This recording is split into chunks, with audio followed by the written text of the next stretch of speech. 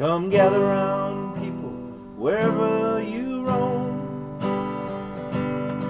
and admit that the waters around you have grown, accepting that soon you'll be drenched to the bone.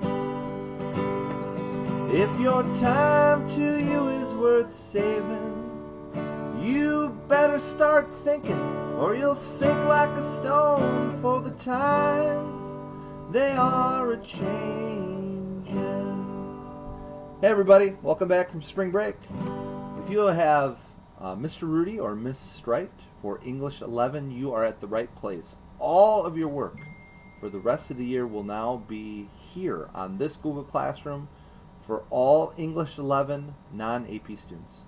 Thank you guys. Stay safe out there. Wash your hands. We'll talk to you soon. Make sure that you keep emailing us. Stay in contact here. Thanks, guys.